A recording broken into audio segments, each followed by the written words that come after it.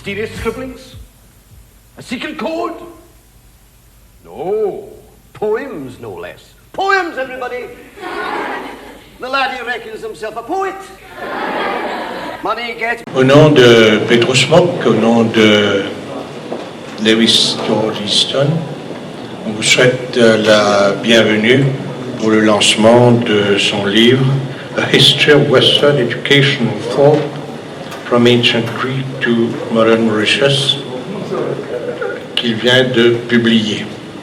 Mais auparavant, je crois que vous ne m'en voudrez pas si pendant quelques secondes on évoque la mort de Jacques Chirac en ayant une pensée émue pour ce président qui était aussi un grand amoureux de l'île Maurice, comme en témoignent ses nombreux voyages et nombreux séjours chez nous. Jérôme Boulle disait d'ailleurs cet après-midi comment il a été à l'origine de l'idée pour financer l'idée d'un parcours culturel à la hauteur d'1 million de francs à l'époque, et on n'a qu'à voir Facebook depuis cet après-midi pour savoir à quel point les Mauriciens aussi portent Chirac en leur cœur. Et je crois que cela méritait cette évocation. Nous sommes là donc pour lancer le livre de notre ami George Lewis Easton. Ce qui est bien, quand on fait un lancement avec des célébrités, on n'a pas beaucoup de choses à dire. George Easton est connu surtout pour avoir été l'archiviste qui a succédé au docteur Auguste Toussaint, d'où sa passion pour la recherche, sa passion pour l'éducation. Il l'a eu pendant de longues années en enseignant au collège Kennedy, là où il a été recteur, et puis il a donné des cours un peu partout, à l'université, au MGI, à l'Institut, Mahatma Gandhi, etc., etc. Et il m'a fait l'honneur la fois dernière de présenter son livre, L'Hôtel du gouvernement, que tout parlementaire a dû certainement lire, qui est devenu un ouvrage de référence. Mais là...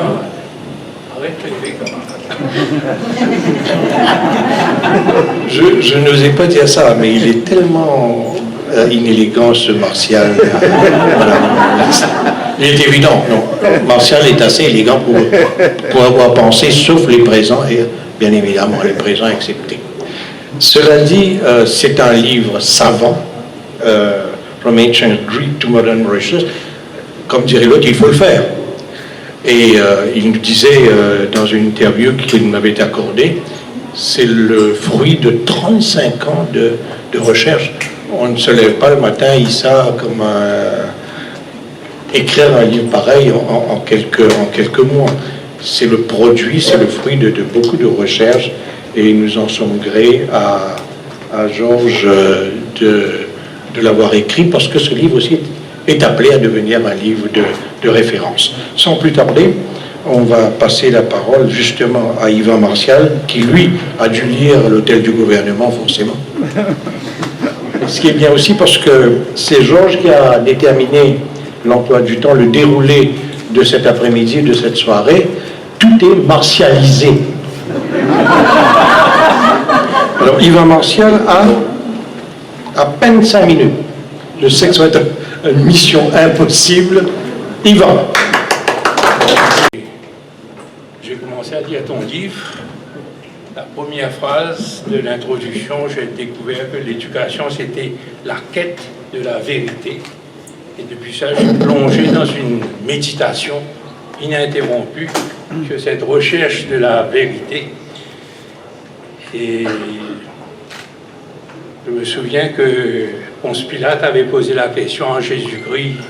Il avait fait, il n'avait pas répondu. Et dans d'autres endroits, il dit « Je suis la vérité, la voie, la vie ». Mais c'est pas aussi plus simple parce que il faut le suivre. Hein? Ça, c'est relativement facile. Mais pour le suivre, il faut prendre sa croix. Et Madame la ministre vous allez être d'accord avec moi que la plus lourde croix qu'il puisse avoir sur terre en Maurice, c'est bien le ministère de l'Éducation. Nous, journalistes, nous passons notre temps à critiquer le gouvernement, y compris votre ministère, mais parfois nous réfléchissons et nous savons que ça ne doit pas être facile. Et il faut être vraiment costaud pour supporter ce choc. Je vais critiquer le ministère, mais pas le vôtre, hein, bien avant, vos prédécesseurs. Je fais la connaissance de Georges par une amie commune dont on n'évoque pas le souvenir sans émotion. C'est Marcel Lagesse. À un certain moment, elle s'était rendu compte que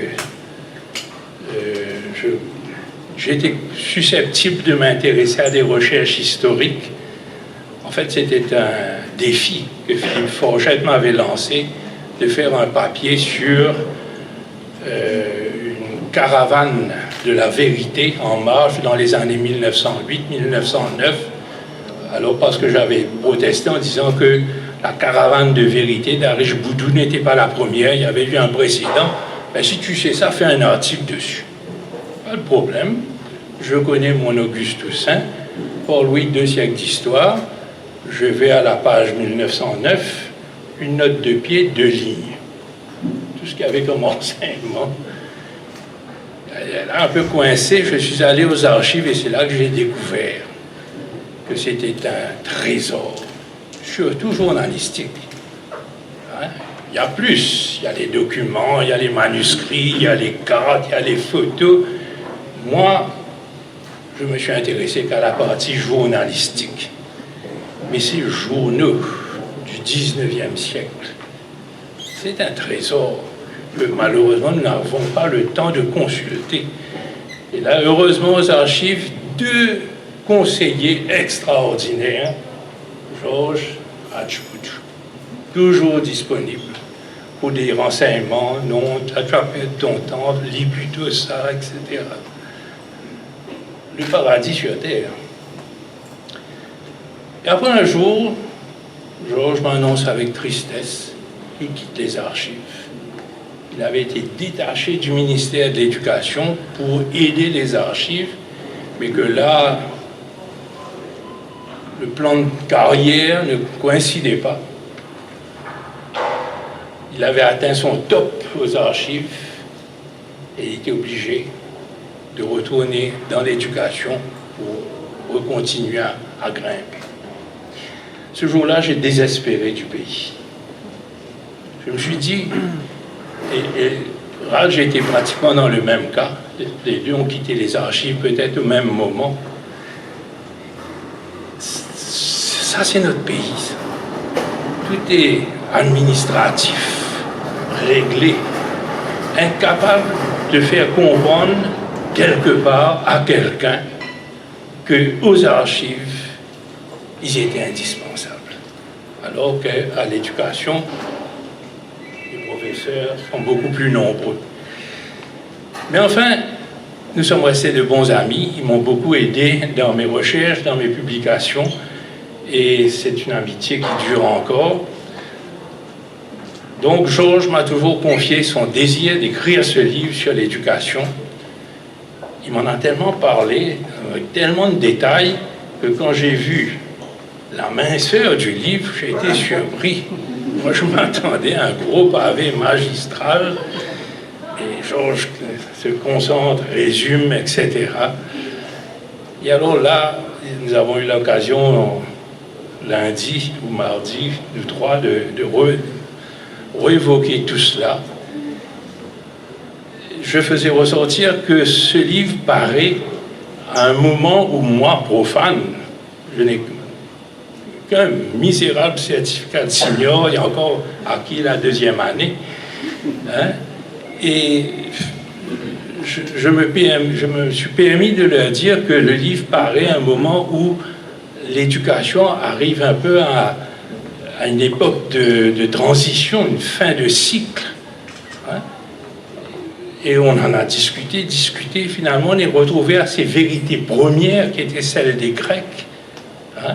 Pour ne pas remonter plus loin, ça je laisse le soin à Georges, il faut se connaître, hein? Il faut avoir envie d'apprendre, de se dépasser, d'apprendre quelque chose de nouveau. Aujourd'hui, les jeunes, je ne sais même plus s'ils ont besoin de l'école, parce qu'avec les réseaux sociaux, Internet, il y a des moyens phénoménaux que nous n'avons pas connus. Quand il fallait apprendre Shakespeare, on prenait un manuel, c'est tout ce qu'on avait. Quelques photos dans le livre, on savait que tel acteur avait joué tel.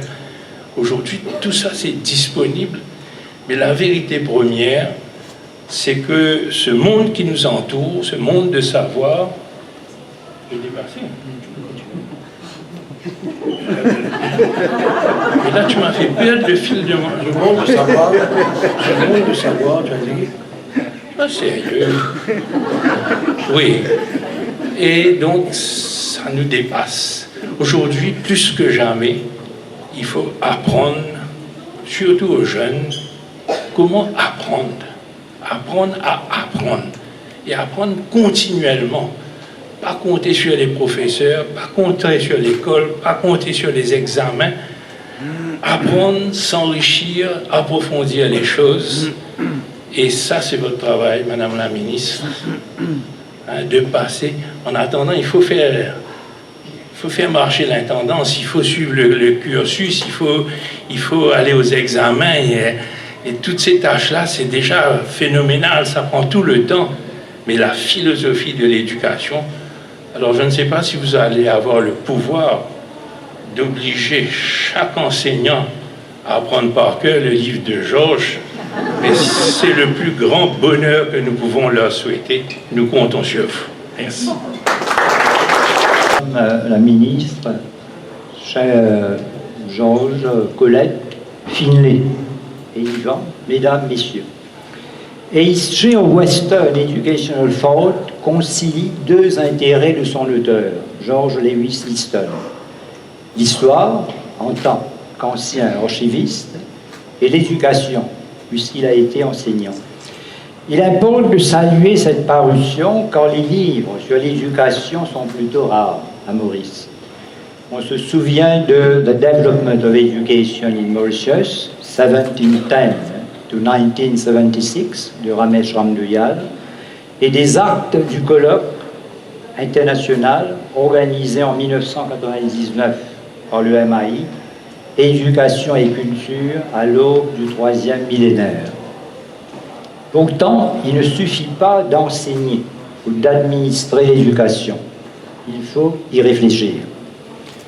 Comme George Easton l'écrit dans sa note introductive, vous excuserez mon accent, je n'ai pas celui de George, d'ailleurs c'est un peu mon conseiller dans ce domaine. Alors je cite, « In our rigidly utilitarian age, we badly need to encourage critical thinking about ideas, beliefs and values.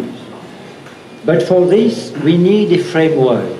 Without a survey of thinkers, ideas, trends and issues in their historical context, we won't get very far. » En 20 chapitres, l'auteur raconte, il parle bien de narrative, de riveting trip. L'histoire, il raconte l'histoire de l'éducation en Occident, de la Grèce antique du 5e siècle avant notre ère, à l'Angleterre de la Révolution industrielle et des années 2000, en passant par la France du Moyen Âge et de la Renaissance. C'est un très long voyage. Comme le temps fait défaut, je voudrais signaler quelques chapitres qui ont retenu mon attention et qui concernent des éducateuses pas assez connues à mon avis, même dans les milieux de l'éducation. D'abord le chapitre 8 consacré à Johann Amos Comenius, 1592 à 1670, allant à contre-courant de la tendance de son époque à mettre l'accent sur le verbalisme. Il souligne l'importance des choses avant les mots. Son principe directeur, that there shall be nothing intelligible to the mind which has not been experienced through the senses. Dans le chapitre 14, George Easton rappelle l'apport de Kant, 1724 à 1804, et de Pestalozzi, 1746-1827, l'apport donc de Kant et de Pestalozzi à la réflexion sur l'éducation. Kant s'inspire d'abord de Rousseau qui écrivait que le processus de développement de l'enfant devrait déterminer le contenu et la méthode de son éducation, et qu'il faudrait tenir compte de ce processus de croissance et de développement sur la base d'une analogie étroite avec les plantes. Mais il prend ensuite ses distances de Rousseau en distinguant la nature humaine de l'état naturel primitif. He insisted that the child's caprices should be controlled precisely to enable him to enjoy greater and truer freedom. En ce qui concerne Pestalozzi, plus kantien que Kant, n'est-ce pas, Georges? Il est connu pour son penchant pour la pratique. Not content with principles and theories, he put them to the test, and this resulted in thoroughness in the acquirement of the basic elements of instruction, and confirmed the soundness of his principal supposition that the teacher should indeed teach words only through things. Again, a point made long before by Comenius and Locke. Comme il est difficile de couvrir en 176 pages environ 2500 ans d'histoire de l'éducation, l'auteur se rattrape en mentionnant des noms prestigieux dans la bibliographie. J'en relève deux. D'abord Basil Bernstein, qui a démontré comment l'école agit comme un instrument de sélection sociale en privilégiant le code élaboré, explicite des classes aisées, par rapport au code restreint, implicite des classes populaires. Je rappelle que son livre « Langage et classe sociale » est un classique dans le domaine de la sociolinguistique. L'autre est évidemment John Dewey, que Noam Chomsky cite dans son essai magistral « Miseducation ». Dewey seems to have felt that reforms in early education could be, in themselves, a major lever of social change. They could lead the way to a more just and free society, a society in which, in his words, the ultimate aim of production is not production of goods, but the production of free human beings associated with one another in terms of equality.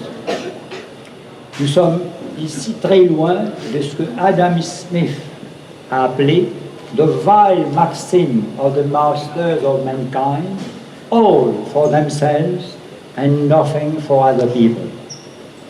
Ne pouvant pas occulter l'histoire de l'éducation à Maurice, l'auteur y consacre le chapitre 21, Education in Mauritius, making sense of the past in the light of the present.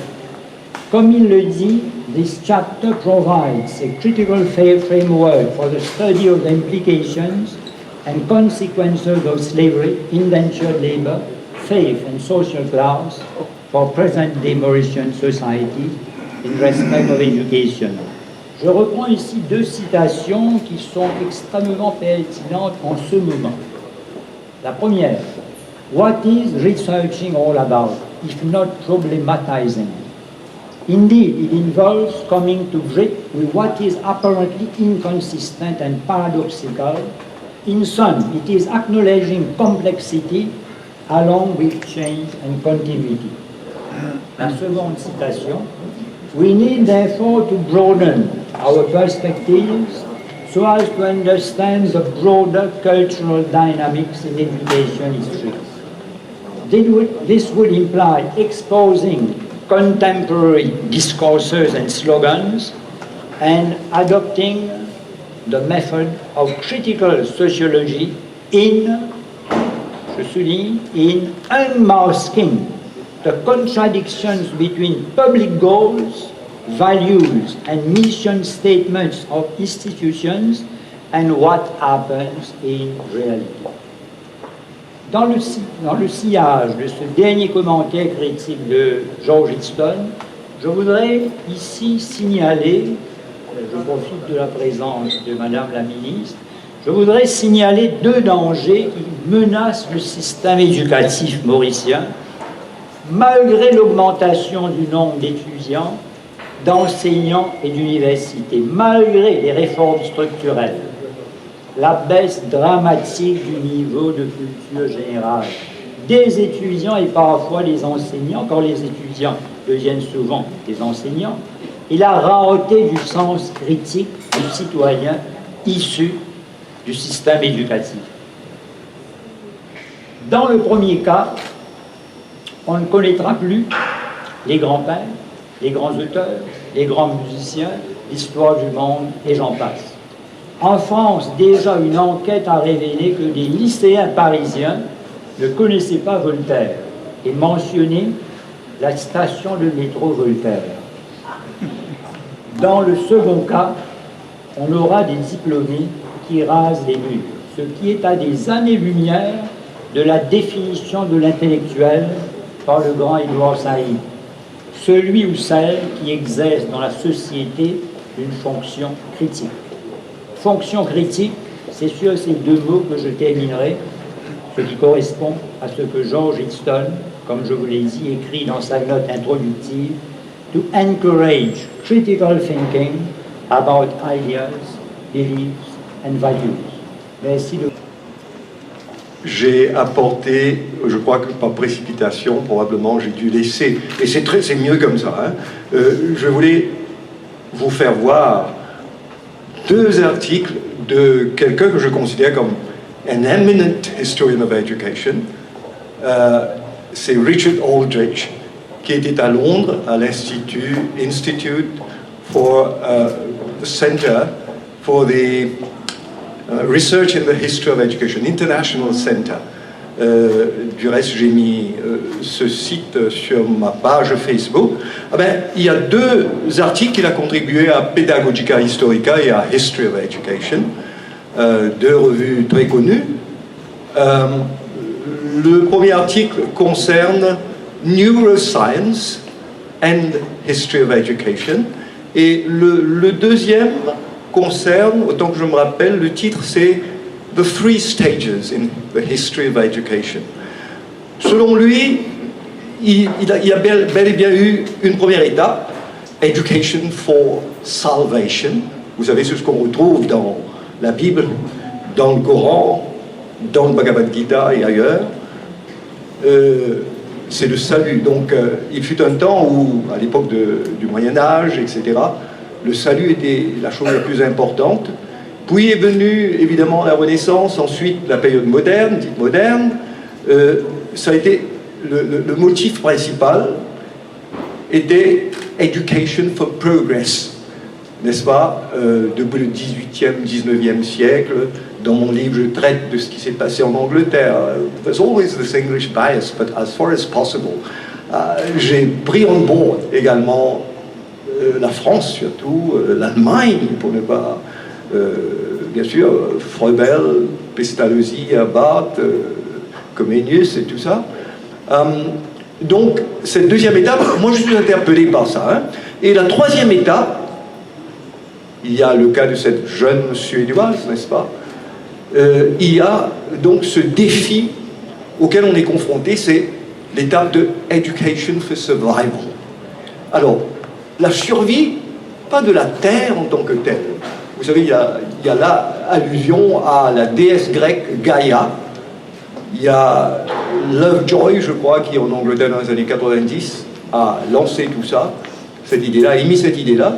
C'est-à-dire que ce n'est pas la Terre elle-même qui va périr en tant que telle. Vous savez, il y a eu des changements, c'est l'homme en tant qu'espèce, que créature. Et ça me fait penser à Aristote qui disait que a god or an animal can afford to be alone, but a man can't. La solitude est trop pesante, n'est-ce pas, pour un homme. So he's a gregarious animal, you know. Et puis, et ça nous rappelle également les grands penseurs grecs, et que ce soit à Sparte ou à Athènes, n'est-ce pas, à Athènes, celui qui ne participait pas à la vie citoyenne, à la vie active, était considéré comme un idiot. Et à Sparte, il était un étranger. Je veux dire que les Grecs considéraient, n'est-ce pas, la politique, au sens noble du terme, comme probablement la forme supérieure de la participation. It makes sense when you are part of that society, whether in Sparta, 7th century before Christ, or in Athens later. Et alors, vous verrez dans ce livre-là les références que j'ai faites, évidemment, à Bertrand Russell, History of Western Philosophy. Et pour vous dire, parce que mon but principal, c'était de faire un reader-friendly book. J'aurais pu produire un pavé, mais I streamlined the whole thing. I sexed it up, to use this term, and I made it spicy. Moi, j'ai été frappé par quelqu'un qui m'a dit, quand je suis allé prendre des livres hier, chez Caractère, il m'a dit, ben, vous savez, je me suis mis à lire parce que j'ai arrêté l'école très jeune, mais c'est l'anglais facile, c'est intéressant. J'ai dit, ben, this is the test of it all. C'est pas pour les grands érudits, mais enfin, je ne prétends pas faire œuvre originale, mais j'ai voulu faire quelque chose pour mon pays en même temps, parce que ça aurait été trop facile de se faire publier ailleurs. J'ai voulu incorporer cette partie mauricienne, parce que l'idée principale, c'est de prouver, de dire que from the periphery, il y a des choses beaucoup plus intéressantes qui se passent que in the center, so to speak. Alors, parce que nous sommes un pays qui a hérité de la France, de l'Angleterre, de la Chine, de l'Inde, et maintenant avec ce processus de métissage qui est en cours, qui n'a pas commencé maintenant. Hein. Et je crois qu'on peut, pas se faire admirer, mais qu'on peut, même pas faire la leçon, mais dire au monde que nous avons eu un vécu intéressant. Et bon, ça, qu'est-ce que je dois ajouter? I wanted it to be slender, I wanted it to be gracile. I used to say, well, that it could have been, it's a lady, could have been my third child. Je disais à quelquefois on fait un bébé tout seul, je crois, comme tu le dis la chanson, mais ça va être le cas. Ma femme a été celle qui m'a encouragé pendant toutes ces années à faire en sorte que ce projet aboutisse, et je lui rends ici un témoignage public. I think that, well, she's also my partner when it comes to singing. On reprend les morceaux de Paul et Paula.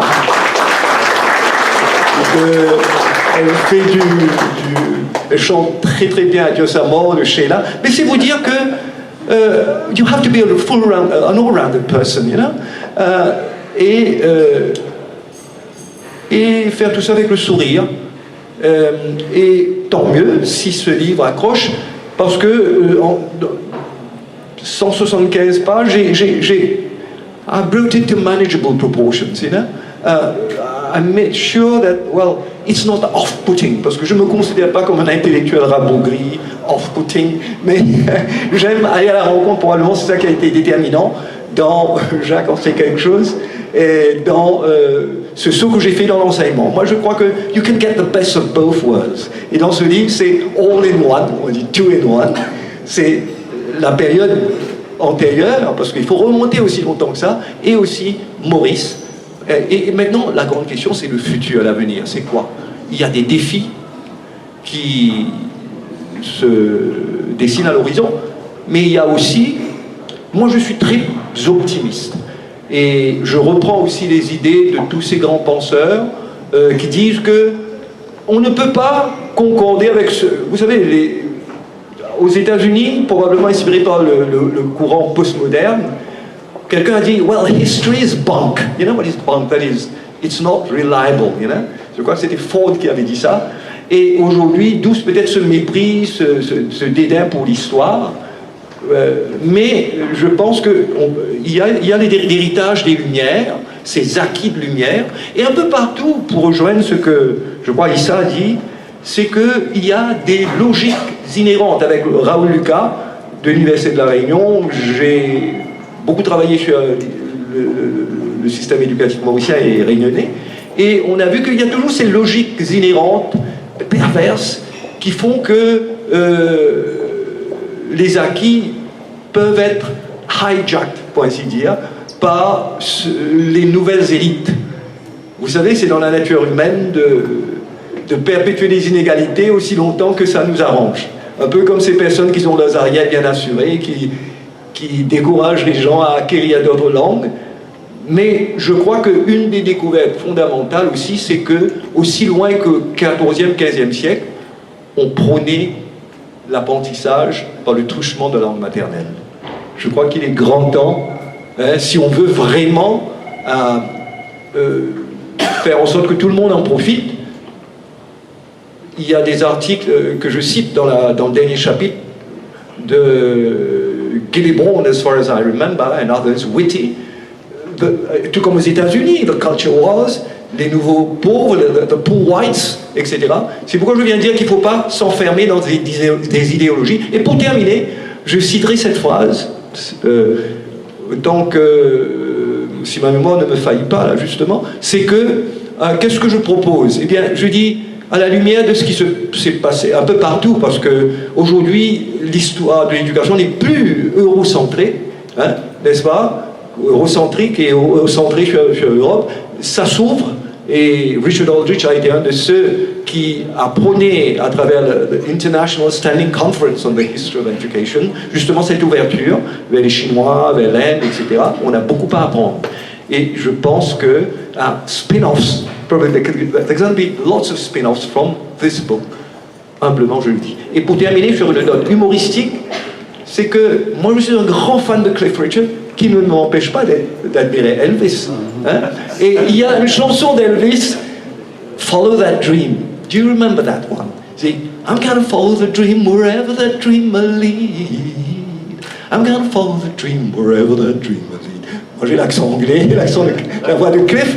Mais anyway, je veux dire que moi, I followed my dream, and that was it. Comme dirait Michael Jackson, that's it. Vous savez, le documentaire. And I think I'm very proud that thanks to lots of people, well, at times I might say they're rare, at times, mais ils m'ont aidé à faire en sorte que ce livre paraisse d'une manière ou d'une autre. Et je pense à mes 3 sponsors en particulier, without whom this work wouldn't have. Tu te souviens, je t'en parlais. Mais, well, on top of that, c'était pas de l'assistanat. You know, I disburse from my pocket. It's easier probably to write a novel than to do something like this. It's hefty. If it's not bulky, at least it's hefty, and it is reader-friendly. Donc je vous invite, pas seulement les enseignants, mais les parents, chaque jeune, je pense, j'ai fait en sorte que le livre soit abordable, enfin je veux dire au niveau du prix, etc., pour que justement vous puissiez en profiter. Je ne vais pas dire it's going to be my swan song, mon chant du cygne, no. Mais je crois que c'est ce que je peux vous offrir du fond de mon cœur. Voilà, merci. Let me start by saying that I feel that it's a privilege for me to have been invited for the official launch of the book entitled A History of Western Educational Thought. I'd like to congratulate the author, Mr. George Lewis Easton, for this book that I've had the opportunity to peruse. It was handed to me on Monday. I tried to do the maximum, but as you rightly said, extremely readable and it catches your attention. You can't leave it. I've tried to read the maximum. I have to go back and go thoroughly in it. Although you had a spiral comic because of change. You get a good one now. The endeavor of publishing a book on educational thought is no doubt time-consuming and challenging. 35 years, I'm told. It demands a close study of facts, research on theories, and a mastery of the concepts and discourses that have shaped the educational philosophy and history and its legacy. A history of Western educational thought highlights the various ideologies governing education in various eras, while providing us with a survey of the educational philosophies from ancient Greece and Rome to the Middle Ages and the Reformation to the 20th century. Mr. Easton captivates our attention and takes us on a journey of discovery. His narrative on the views and perspective of thinkers and practitioners and their educational theories at various junctures in the educational ecosystem is indeed thought-provoking. A history of Western educational thought makes us travel to the past and also experience the evolution of the educational system in Mauritius from the French occupation to the British in the post-colonial era. Within the pages of the book, Mr. Easton provides us with his views on the forces that shape the educational landscape in Mauritius. The chronicle of the development of education in Mauritius is as presented in a critical framework that takes into consideration the implications and consequences of slavery and indentured labor. We are reminded of the centripetal elements of an elitist education system and the role of various stakeholders such as Père Laval, De La Salle, Révérend Lebrun, the Arya Sabha, in dispensing education initially. Besides penning down the interplay or continuum between the past and the present, Mr. Easton makes us discover or see the great philosophers such as Rousseau and Kant, Froebel and Monroe. The book emphasizes the need for an education that meets the demands of the new century while drawing inspiration from the enriching experiences from the past. For me, the book of Mr. Easton has great meaning in its fundamental link to the past. Knowledge of the past remains essential to the continuity of our identity and of our future. And of course, the platform of this afternoon, an event, is by no means to engage in an in-depth debate, but the fact that we talk about education cannot leave me indifferent. Having always been committed to the field of education, I have myself been an educator in the past, but once an educator, always one. And today, as minister responsible for education, I cannot ignore some of the highlights of this book. One of the parts that left me a strong impression is the conception of education as a process. I'd like here to quote Monroe: "The education is natural, not an artificial process. That is a development from within and not an accretion from without. That it comes through the workings of natural instincts and interests and not through response to external force. It is life itself." Unquote. This is what we have been aiming at when we engage ourselves in the educational reform. Let us look at the current education system. While we reckon that in its initial stage, as Mr. Easton highlights, education in Mauritius in the colonial era focused exclusively on the production of elites. Today, our system is built around inclusion, equity, and quality. On a comparative note, the lessons of our historical past cannot but make us understand our achievement of today. From the early struggles of access to education, as mentioned by Mr. Easton's book, we are today able to offer primary, secondary, and tertiary education free to our children and construct an education system that offers opportunities to each and every child to develop holistically. I agree, we still have a long way to go. We've tried to bring about changes, but changes won't occur overnight. And I'm very much aware of this. But like in all countries of the world, there are certain movements that we see. We all have to fight to increase access to education. This is normally the first phase. Then we try to bring in equity. And this is true not only for Mauritius, it's elsewhere in the world as well. But the third stage, which is the most important one, is when we need to focus on quality. It's true, UNESCO has stated it. We have increased access to education, but have we ensured that the learning process is actually taking place? We talk of the learning crisis. So why the reform? Why did we bring the reform? It's solely because we wanted the outcomes to become real. And I, for one, will tell you, it's not an easy job. Mr. Marshall said, to become the Minister of Education, you need to be tough. No. You know, there's one thing that we need to be very clear about. Education touches each and every one of us in a number of different ways. And the Minister of Education should be aware that everyone has an opinion and everyone thinks his opinion is the best and the right one. But I do understand it is such a sensitive issue that we need, especially those who makes the decision makers, we need to open our ears and to listen carefully.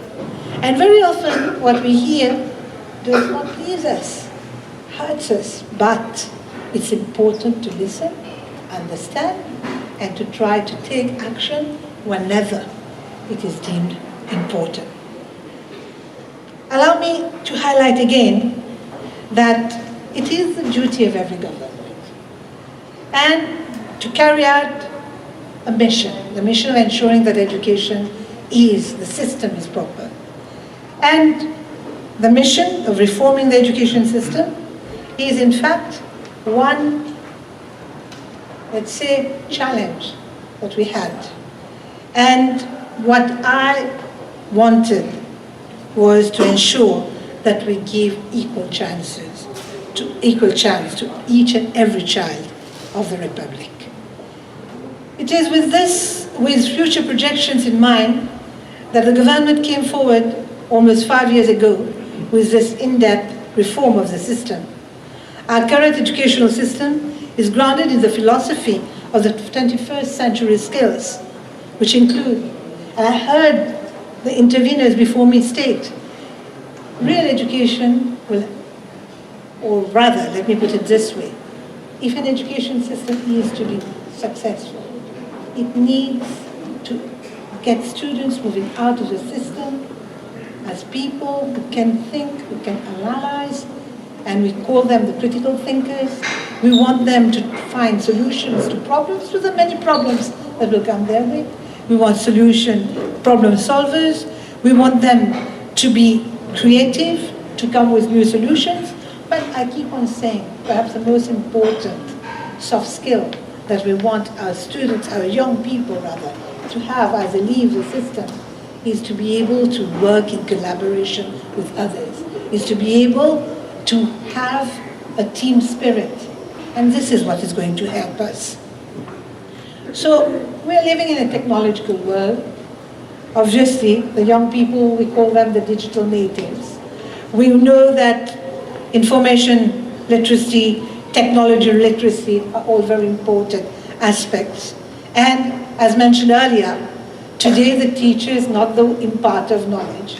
He's not the detainer of knowledge, but he's the one who would be helping his student to discern from what information that child is acceding to is right, what is wrong. The teacher's role, the educator's role, is moving from that of the imparter of knowledge to that of l'accompagnateur. The one who will be by the side of the young person, helping that person to see what is right and what is wrong. Not the one that giving directives, but the one who's along with the child, helping the child to understand the complexity of life. Today we can proudly say that we have been able to offer different learning pathways and opportunities to our children by doing away with a system that has been highly competitive. We have given back to the child his childhood. Education today stands firmly as a process, not as a product, and ensures that the child is happy, heureux à l'école. A reading of Mr. Easton's A History of Western Educational Thought is enriching, for it enables us to trace the challenges of the past and leads us to realize our achievements today. As we look to the educational landscape today, we see no risk of students drop out. I'm very optimistic. with the 9 years of continuous basic education, making provision for remediation at a very early stage, the introduction of the early support system within the primary school, the coming up with the students' support platform, and a number of other initiatives. But we all know that there are difficulties. And Mr. Easton rightly stated the role of neuroscience in education that we cannot overlook. And I must say that for the past years, we have been working with some neuroscientists for our ZEP schools because we wanted educators to be aware of the difficulties of a child. I'm sorry, I'm talking about education and I'm trying to go deeper in it. And I just wanted to come back to this because I know the essence of the text that you have written is to make us aware of what le parcours que nous avons eu dans le passé and how we can take from this and learn how to overcome problems that will still come on our way. I'm not saying that we've brought a reform and that it's fine, everything is okay. No, I'm the first one to tell you that we have a plan. We need to ensure that the implementation is done the way it should.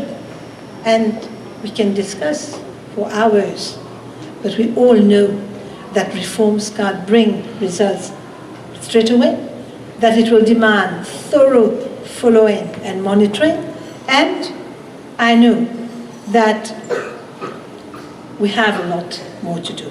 Another milestone in the reform is a seamless progression from primary level to secondary level for all children. Today, we can say that the support that is given to those who have joined the extended program is proving itself. We have managed to get the support of government to bring additional support, additional fortified, let's say, measures for the extended program. I won't go into the details, but there are new pathways that are opening their doors to the education of our children. And we know that there are opportunities for our students today to develop their talents and capabilities. To enable this, we have set up a number of new institutions. I won't go into the details. Polytechnics, Mauritius, the renovation taking place in the MITD are all promising avenues for our children. Holistic education program caters for social and emotional well-being of our children. We have started with sexuality education, life skills. Our aim is to ensure that our young people, when they leave the system, they have acquired not only skills and competences, but also values that will help them to carry on in life. The philosophy that guides our reform is inspiring every child. And I hope that we'll manage to do it. If we were to give a follow-up to the work of Mr. Easton in a few decades, I'm sure that mention will be made of the historical change in our educational system through this reform as well. With these words, I'd like to say that I'm really very, very happy to be here today. And I've listened very carefully to all the interventions. And I must say that I've tried to get my parliamentarian friends to read the book as well. So, with these words, I now have the pleasure to launch a history of Western educational thought by Mr. George Lewis Easton, which I strongly commend to all our readers, and we shall commend elsewhere as well. All in all, it's just another brick in the wall.